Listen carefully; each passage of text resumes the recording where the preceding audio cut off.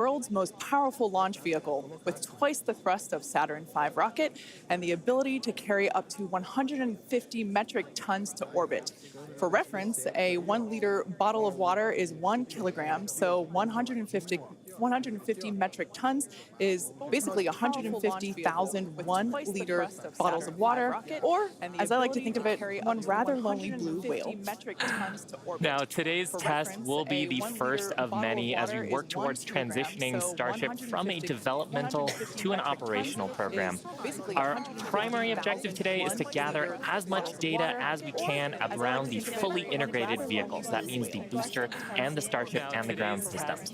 While we have flown Starship in the past, this will be the first attempt of Super Heavy and the first opportunity to validate how the two vehicles operate together. Any data that we get helps improve the future builds of Starship will be considered a success for the purposes of today's test. Every milestone beyond that is icing on the cake. The further we fly, the more data we can collect. If all goes well, today's flight test could last as long as 90 minutes from liftoff to an expected hard ocean landing for Starship. Whether we end the test with a hard landing or a rapid unscheduled disassembly, or some combination of both, excitement is pretty much guaranteed. Now, if it does all go well, Super Heavy will fire up its 33 Raptor engines and it'll lift off from the launch pad down in South Texas. About 3 minutes into the flight, we're going to hope to see the Super Heavy separate from the Starship spacecraft.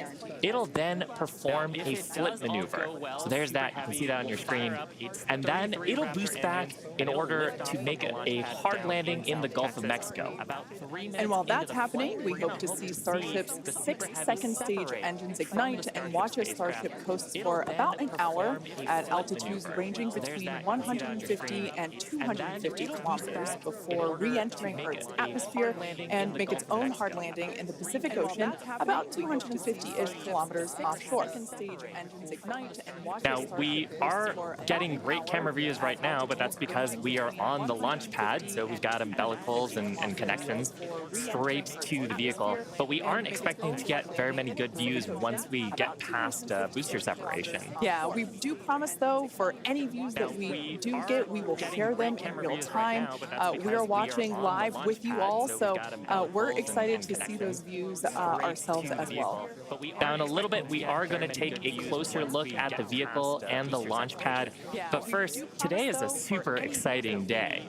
Everyone on the teams across Starship have been preparing, doing a number of tests and dress rehearsals for today's launch attempt. Yeah, that's exactly right. In fact, we saw a nice little recap of those tests in the intro video to today's webcast.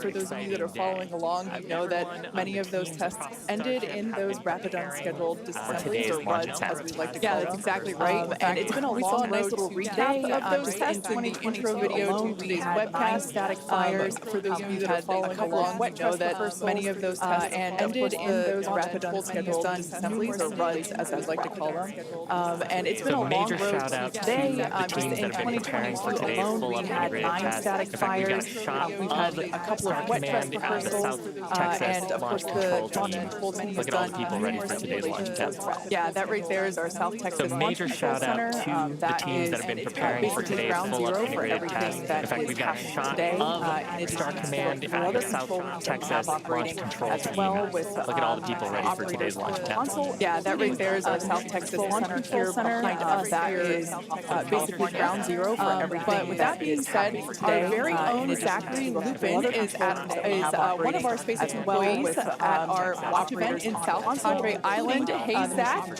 how are things going on the ground here in South Texas, California? It is a great day for a test launch today, Kate. Hello, everyone. My name is Zachary Lupin, and I'm an avionics reliability engineer here at SpaceX, and I'm at the Cameron County Amphitheater, where a growing number of SpaceX employees are gathering to watch what we hope is the first liftoff of a fully integrated Starship. Hello, everyone. My name is Zachary Lupin, and I'm an avionics reliability engineer here at SpaceX, and I'm at the Cameron County Amphitheater, where a growing number of SpaceX employees are gathered to watch all of our vehicle systems with the avionics, fully integrated Starship. Communications, software, the Starship team has worked incredibly hard and for today's launch test. Over the past weekend, we held a 5 miles away from which included a comprehensive review of all of our vehicle systems, to avionics, GNC, communications, software, structures, as well as our Raptor engine. Very excited for the events that are happening today. We are only about 5 miles away from the launch pad, so it's a pretty good view for today. And as we get into, as we start to approach T-minus 0, everyone here is clearly very excited for the events that are happening today. Now, we've got to get closer to T0. I'm going to throw it back to Hawthorne to talk more about our rocket. Of stainless steel, and when that's fully stacked, it stands about 120 meters tall. Thanks so much, Zach. And we've actually got a little bit of a crowd forming behind us. Just how big that is. Now, we've got a shot of Starship on the screen. The entire Starship structure you see is made of stainless steel. And when that's fully stacked, it stands about 120 meters tall and about 9 meters around. To help you give a sense of just how big that is, we've captured a video of some of our teams doing final integration work in advance of today's test it consists of all the launch just like Falcon 9 around the rocket. 2 stages. You can see a great view of it there. A little bit more about in a minute. But in addition to those 2 stages, Starship actually has a third stage called Stage 0. It consists of all the launch pad infrastructure built around the rocket. You can see a great view of it there on the screen. It's truly an engineering feat, and it's let's talk about super heavy. It's something we don't talk about very often. There's a lot of infrastructure that goes into fueling and preparing the launch vehicle for the booster, but whenever you call it like this, really you lead the vehicle responsible for powering Starship against that super heavy. The name says it all. It's super, it's operational, it's going to get Starship to orbit. It goes by some other names, the first stage or the booster, but whatever you call it, the super heavy will be the vehicle responsible for powering Starship against that mighty gravitational pull we've got here on Earth. And when it's fully operational, it's going to get Starship to orbit. Much larger. And the booster alone stands about 7 meters tall and is about the same height as a fully integrated Falcon 9, but with a diameter roughly 2.5 times that of Falcon 9, and with 33, this is an incredible view. One of my favorite views we're going to get today. We don't have this kind of view on Falcon 9 launches, so this is so exciting to see. You can even make out the paint those are each of the Raptor engines that's going to power today's launch. This is an incredible view. One of my favorite views we're going to get today. We don't have a lot of fire that's going to be coming out from those engines, so exciting to see. You can even make out the paint markers indicating which engine is which. Like we said, there are 33 of them, and there's a lot of fire that's going to be coming out from those engines, and just over 31 minutes from now. As we mentioned before, there are 33 of them on the super heavy different than our Falcon engine. We don't see it right now, but we use a gas generator cycle. Here's a fantastic shot actually at the inner stage, so we can see the 6 engines that are on the ship side, 3 gimbaling in the middle, and they're a little bit different than our Falcon engine and the other ones. So on Falcon, we use a gas generator cycle. Here's a fantastic shot actually at the inner stage, so we can see the 6 engines that are on the ship side, 3 gimbaling in the middle, and then the vacuum engine, you can see 2 of them, the other ones on the other side in the combustion chamber. So Raptor's a little bit different. It uses something called stage combustion, which means we basically pre-burn both the fuel side and the opposite side, and then get those up to the right temperatures and pressures, and then mix them in the combustion chamber. It allows us to get higher thrust and higher efficiency on these engines than we're focusing on safely testing just the fundamental systems and operations also has 4 great things to assist attempting to land on land during a return back to Earth. Super Heavy is going to be making that hard water landing in the Gulf. Integrated flight test, and the first one, we're focusing on safely testing just the fundamental systems and operations of the vehicle. What that means is we won't be attempting to land on land today. Instead, Super Heavy is going to be making that hard water landing in the Gulf. It stands 50 meters tall. Starship, or the spacecraft, is the second size of and makes up the Raptors. We saw those just moments ago. 3 of them are cargo between destinations. The other 3 are orbit and planetary. And it stands 50 meters tall, a little taller than the state. Provide a maximum of. It's comprised of 6 Raptors. We saw those just moments ago. 3 of them are also outfitted, and the other 3 are vacuum aerodynamic and like they're optimized during atmospheric space. And they provide a maximum of 258,000 times their thrust. Now you can see the entire stack is vertical, and that's because Starship is designed for vertical takeoff and landing, as opposed to taking off and landing like an airplane. And that's really important because we don't have runways on the Moon and Mars. Fortunately, you can see the entire stack is vertical, and that's nearly as high as it is designed for vertical takeoff and landing, as opposed to taking off and landing like an airplane. And that's really important because we don't have runways on the Moon and Mars. Fortunately, gravity at both of those destinations is not nearly as high as it is here on Earth. Starship on Mars does not have a third of landing like gravity is. That's on the Moon. The gravity is just a sixth of what it is here. So Starship can take off in both of those cases without needing the super heavy booster another like we need here landing at the end of today's test. Now, for today's test, Starship does not have its landing legs field, which is composed of 18,000 hexagonal ceramic tiles designed to insulate the vehicle during atmospheric entry, where temperatures can be as high as 2,600 degrees Fahrenheit. The hex-shaped Starship is wrapped in a heat field, which is here, roughly make up 1,000 hexagonal ceramic tiles. There's a couple of different geometries, the one that during atmospheric entry, where temperatures can be as high as the vehicle, so it has this curvature to it. The hex-shaped tiles, like these ones that we have here, roughly make up about 2/3 of the vehicle. There's a couple of different geometries. The one that I have is for the circular portions of the vehicle, so it has this curvature to it. It's going faster than the speed of sound. Yeah, this causes kind of a hexagonal shape. There's several thousand of these all across the body of the vehicle. And as we're saying, we need these because when a spacecraft re-enters from orbital velocity, it's going faster than the speed of sound and causes a lot of heat to build up. But they do a great job of yeah. One thing that's really cool about these is they're super lightweight. Even just holding them in-house, we're able to kind of just like figure how they're located because of Texas and Florida. But they do a great job of we designed that heat during that ascent.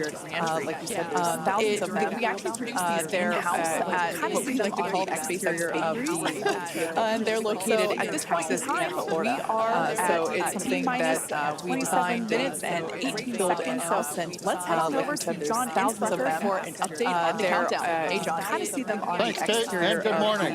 I'm John Innsbrucker, Principal Integration Engineer here at SpaceX. We're currently loading propellant from the ground system into both the first and second stages. Now, both vehicles use the same two propellants. Thanks, Kate, and good morning. I'm John Innsbrucker, Principal Integration Engineer here at SpaceX. We're currently loading propellant from the ground system into both the first and second stages. Now, both vehicles use the same two propellants. Our fuel is liquid methane at a temperature the same as Falcon 9. Just over 100 Kelvin in space, we're about minus 272 degrees Fahrenheit. Now, a little bit of a recap. We did the go-no fuel from Falcon 9 is 1 hour and 45 minutes kerosene. Once the team gave their go, oxidizer as liquid oxygen, we started loading propellants onto the booster at T-minus because there's no oxygen in space to support combustion. T-minus 1 hour and 22 minutes, we began a little bit of a recap. We did the go-no go poll at Starship. Now, LOX loading of the second stage main tank is almost complete right now, but we'll actually stretch it out and wrap it up and finish at T-minus 5 minutes. And then at T-minus 3 minutes, as the booster finishes loading, the vehicle will be fully loaded with just over 10 million pounds propellant. Now, currently in the countdown, we've just passed the T-minus 26 minute mark. The good news is weather's looking good. You can see the blue skies there on the camera views from the drone. The only thing we're watching is winds. They are within limits at ground level. We expect they may pick up a little bit as we get farther into the window should we need to go that far. But the good news right now is that the weather is looking good. The range also is looking pretty good. We've moved almost all the boats out of the keep-out zone overnight. We are working one, but we're still underway. And right now, as a reminder, if for any reason we do not make our test flight today, we have backup launch windows. This could be either 24 or 48 hours after today, and it'll depend on how far we get to the countdown. But coming up on 25 minutes to go, everything is looking good, Kate. And right now, as a reminder, in order to make life multiplanetary, we need a fully reusable vehicle that's capable of carrying a huge amount of cargo and a lot of people to orbit and might have a pretty quick turnaround. The idea is to effectively reuse launch vehicles just like airplanes. Crowd is getting excited here in Hawthorne behind Mission Control, as you can hear. Now, imagine if you had to wait for a new airplane to be constructed every time you wanted to fly. You'd rarely go anywhere, and it would probably be completely unaffordable. In order for us to get to Mars and back with lots of people multiple times, usability is a must. Now, in the near term and a bit closer to home here on Earth, Starship will be critical to other programs as well. Once it's operational, Starship will deliver the full-size and upgraded version of our Starlink satellites. And that's super exciting because our next generation satellites represent a step forward in Starlink's capabilities and will provide more bandwidth and increased reliability to connect millions of people around the world with high-speed internet. And of course, Starship will fly a number of human spaceflight missions in the lead up to our first missions to Mars. Entrepreneur and pilot Jared Isaacman will command the first human spaceflight on Starship as part of the Polaris program. Jared served as a commander for Inspiration 4, the first all-civilian mission to orbit. Inspiration 4 launched aboard our Dragon spacecraft and Falcon 9 in September 2021, raising over $240 million for St. Jude Children's Research Hospital. The first human spaceflight on Starship will launch as part of the Polaris program, and you can learn more about that series of missions at polarisprogram.com. Now, our first lunar mission around the moon aboard Starship will be led by Japanese entrepreneur Yusaku Maezawa, also known as MZ. MZ flew to space for the first time in December 2021, and he purchased all of the seats aboard Starship's first lunar mission in order to give artists and creators from all over the world the opportunity to go. And the hope is that what they will create in space will further inspire all of us here back on planet Earth. Now, over 1 million people applied for this mission, and earlier this year, they announced the final 8 crew members were selected, and you can learn more about them and MZ's mission at dearmoon.earth. Dennis and Akiko Tito are the first 2 crew members announced to fly on Starship's second commercial spaceflight around the moon.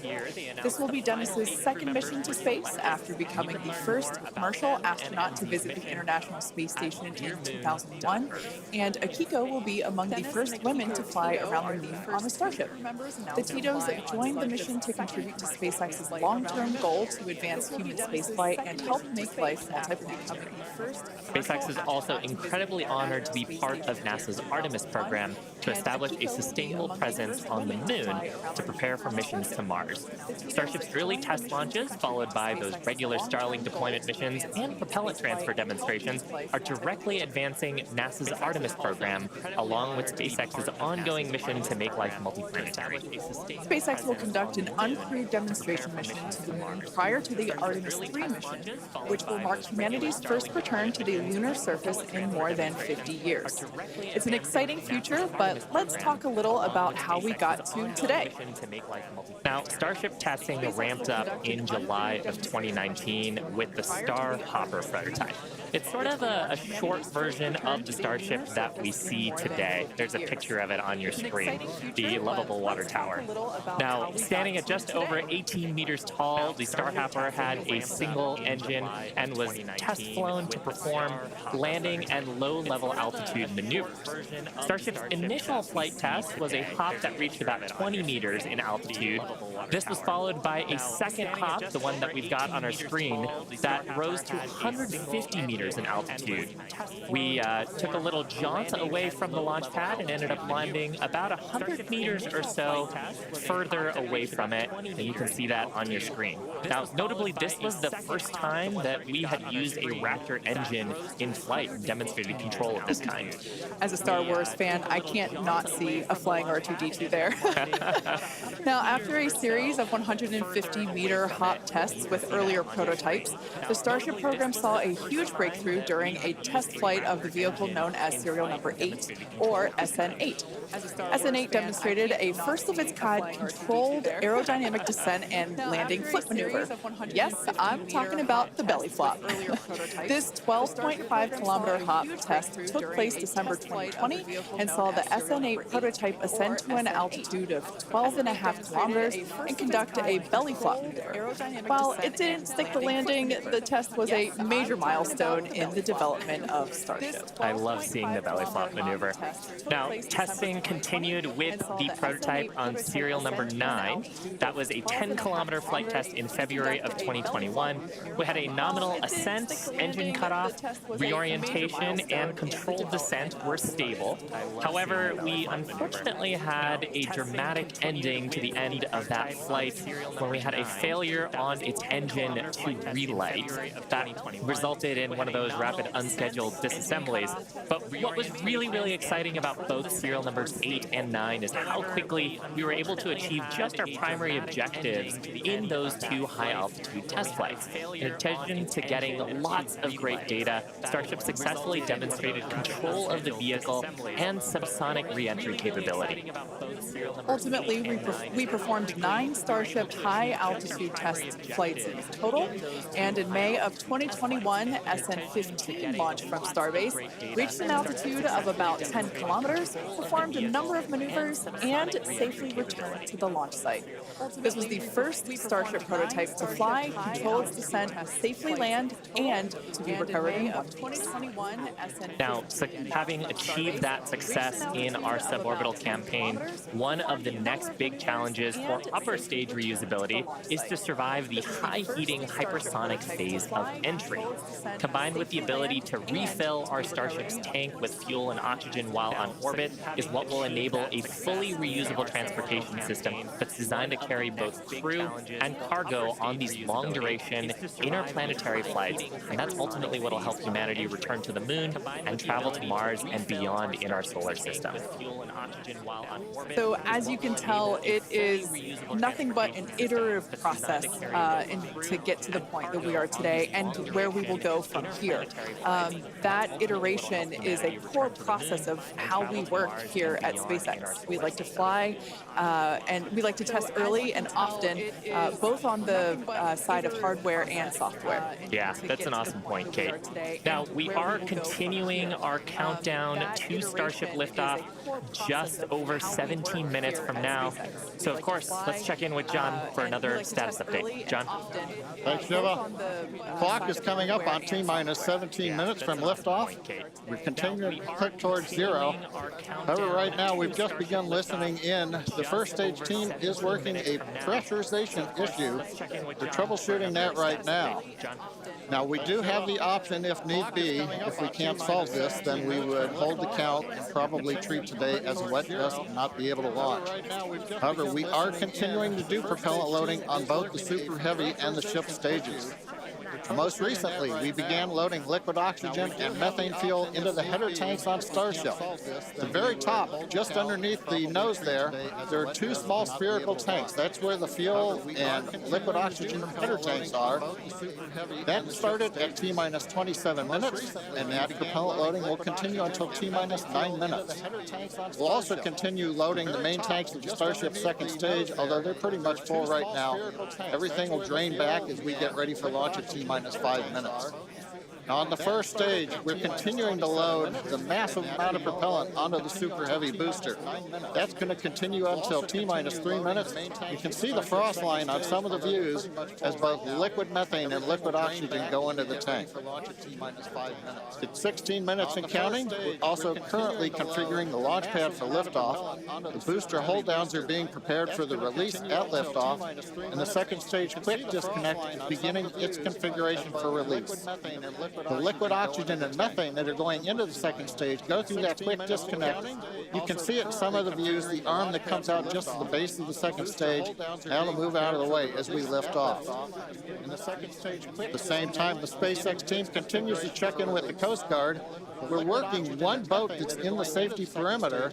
They are working to get that boat out of the way. We cleared several other boats out overnight. We're down to one, and we expect that'll be clear so that we can proceed with launch out over the Gulf of Mexico. But as a reminder, T-minus 15 minutes, 10 seconds and counting. We are working an issue on the first stage, and we'll bring an update as we get more insight into that issue. We're down to one, and we expect that'll be clear. Now, today's test flight is taking place out of our Starbase facility in South Texas, and that facility has gone through a tremendous amount of change and growth in a really short period of time. Yeah, I mean, 3 years ago, not much even existed there. It was a very different scene, as you can see by that photo there on your screen. Fast forward to today, and the team is building out an entire production line. Yeah, last year they built 4 Starship Super Heavy boosters, 5 Starships, our 200th Raptor 2 engine, and this year they're targeting 5 boosters, 8 Starships in production 2023. And really, you do need a production system to rapidly iterate, like we were talking about earlier, on the design of the vehicle as we learn more about it from these large tests. Yeah, absolutely. Pulling on my industrial engineering background, system fill is something that is critical to that goal. Being able to produce and launch multiple Starships means that we have to have a system full of those production vehicles, and we iterate on each one. So even the next Starship that will fly in whatever the next test is will be different than the one that you see there on your screen now. Now, the employees who have been at SpaceX a while say that Starbase does remind them of the early Falcon 1 days, except moving a whole lot faster. The team at Starbase is expanding as fast as the facilities are, and if you've ever wondered what life at Starbase is like, here's a quick peek. Employees who have been at SpaceX a while say that Starbase does remind them of the early Falcon 1 days, except moving a whole lot faster. The team at Starbase is expanding as fast as the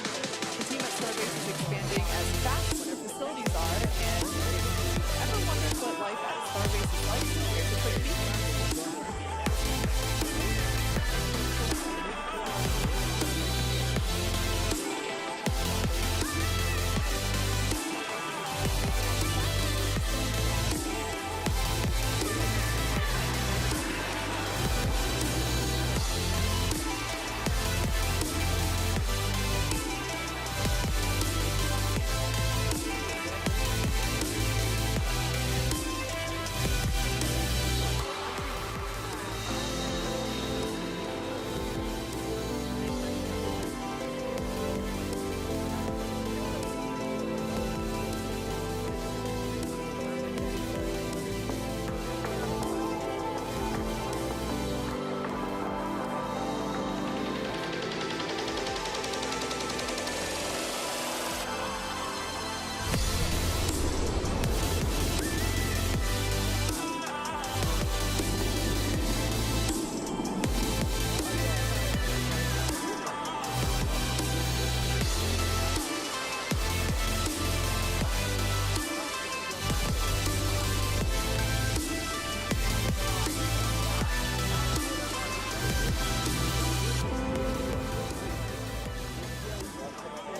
Starbase directly employs more than 1,800 employees and is actually the largest employer in the area. Yeah, and from that video, you can really tell, like, it's a beautiful location. It's close to the ocean. There's tons of wildlife. And that's because being close to the equator is actually a fantastic way to get to orbit. Yeah, I love that we have so many employee events that allow us to participate with ocean cleanup and other environmental efforts there. We'd also like to thank Cameron County for being so supportive for all of our work in that area. Now, in addition to Starbase, we'll soon be adding another Texas location addition to the SpaceX family. We're opening a new facility in Bastrop, Texas, just outside of Austin, to support Starlink hardware production. The new facility will be over 500,000 square feet of manufacturing space, and the team has already started hiring. Now we have all kinds of openings in production and manufacturing for technicians and leadership and manufacturing engineers and all kinds of site support roles. Basically, if you can think of a role, we're probably hiring for it. So if you're interested in helping expand human life to other planets or helping internet access here on Earth, consider becoming part of the SpaceX team at spacex.com/careers. Now with that, let's check back in with Zach down at Starbase one last time before launch. Howdy, Zach. Hello, Kate and Shiva again. You can really feel the energy here at South Padre Island as more of the SpaceX team have gathered. We're standing just over 5 miles away from the launch mount, and so from here we've got a very nice view. I would basically say these are some of the best front row seats you could get, and might I add, beachside as well. Now, the Starship team has worked incredibly hard to get ready for this test, and we're all clearly excited for T0. And as we get into the final moments, one issue that could hold the countdown or cancel the test altogether is if a boat enters the safety perimeter. Now, over my shoulder is the Gulf of Mexico, which is normally very open to all of the boaters and fishers. However, today, SpaceX is closely coordinating with the United States Coast Guard to establish a safe zone and ensure public safety. And up to T0, SpaceX is in regular communication with the Coast Guard to ensure there are no boats in the area leading up to the launch. Now, fingers crossed that that does not happen. Now, I'll throw it back to the folks at Hawthorne as we get closer and closer to that T-0.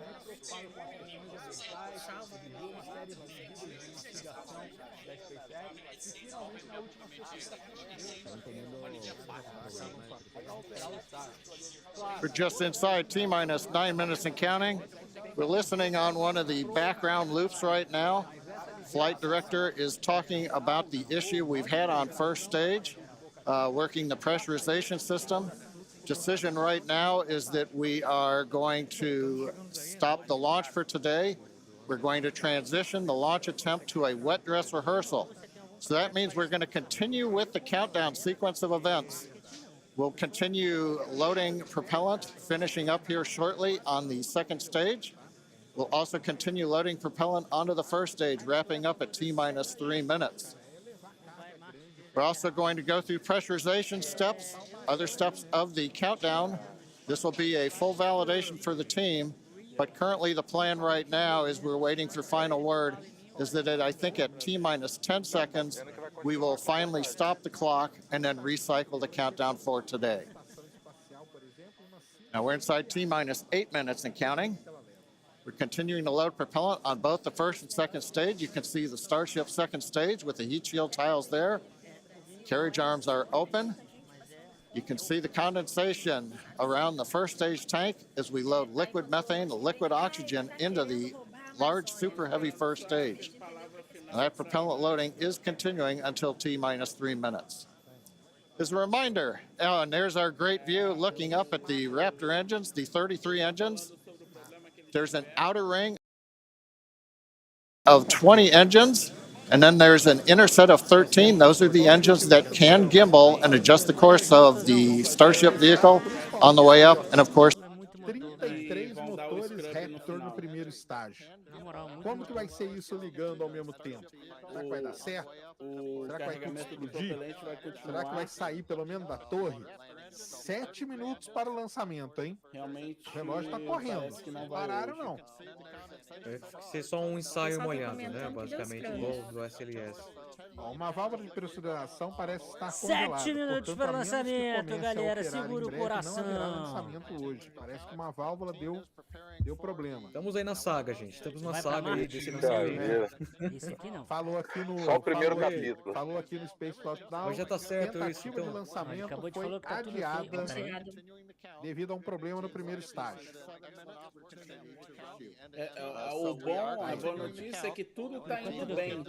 É só um problema que teve realmente. Issue. Eles vão continuar com a contagem para fazer um teste molhado. A galera do GitHub aí que abre issue, tem um issue lá aberto, tá? Tá? Vamos ver.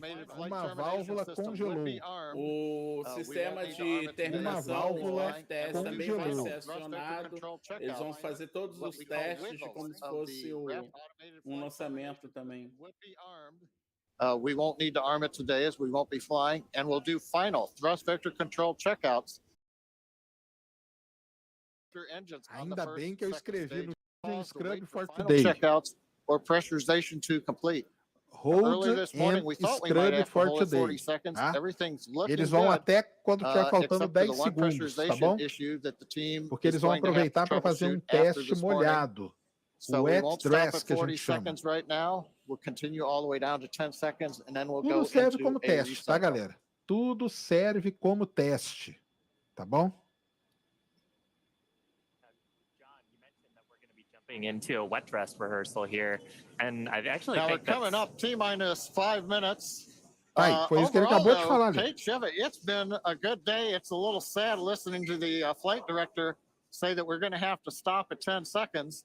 But I guess that's for everybody. It gives us a real run through of the launch vehicle. Vai acontecer em T menos 10 segundos, Isso.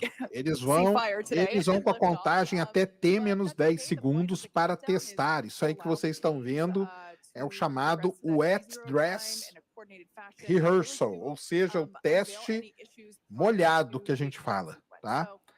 Eles vão aproveitar porque tudo isso é teste, tá? É o teste de abastecimento. Tá?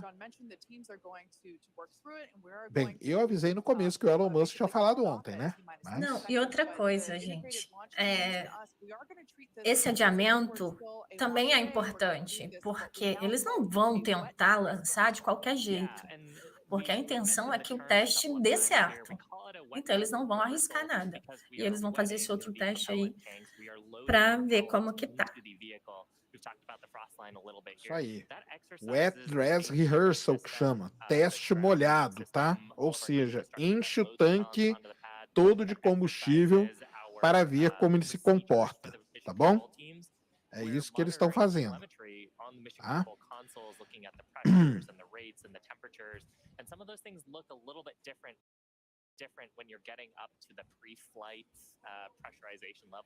Eles vão com a contagem regressiva até faltando 10 segundos para o lançamento, porque tudo vai ser testado, tá bom? Olha a quantidade de barco aqui, ó, para poder assistir o lançamento, ó. Olha ali. Tá bonito, tá.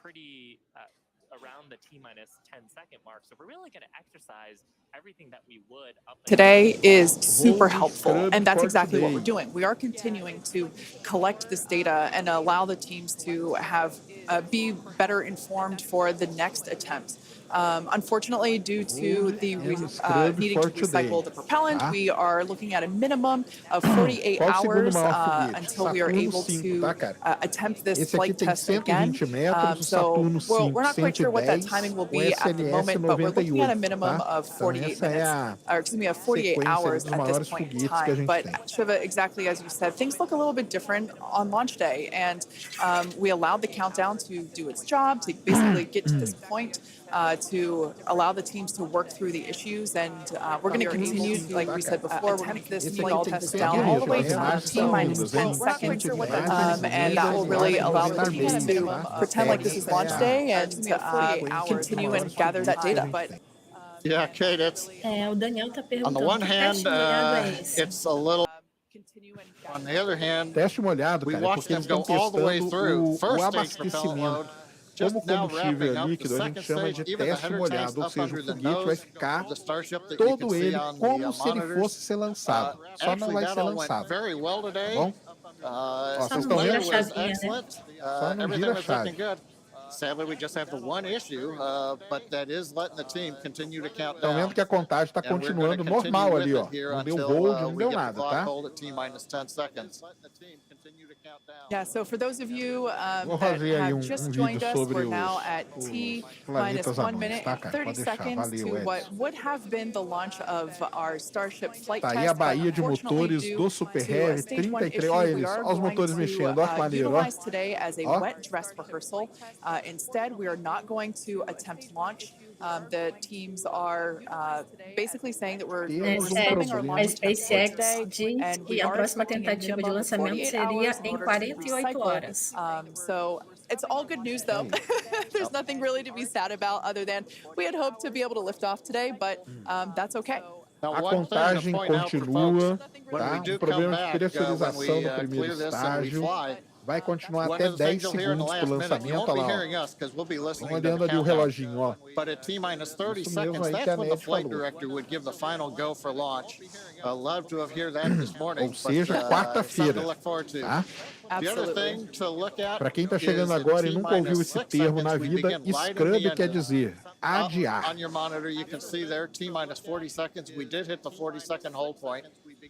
Ó, pararam no 40, hein? Pararam no 40. In the end, they will release that hold. We'll go the last 30 seconds. But yes, when we do get to day of launch, the last thing to look at is in the last 6 seconds. Olha como o tanque ficou total, tá vendo isso aqui, ó? Isso que é o wet dress rehearsal que a gente chama, ó. Tá vendo o tanque aqui, ó? Totalmente abastecido, ó. Todo cheio de combustível, tá? Todo ele cheio de combustível. Então, isso serve como teste também, porque é o teste de abastecimento, para ver se não tem problema nenhum nem nada. Agora eles vão trabalhar nesse problema aí. Muito provavelmente congelou uma das válvulas, eles vão ver o que é, e aí eles vão, então, ter uma... But we are expecting a minimum of 48 hours in order to recycle. So be sure to keep an eye on our social channels, and we'll share information as soon as it becomes available. Until then, stay safe, and we'll see you soon. Tá aí, ó, no mínimo 48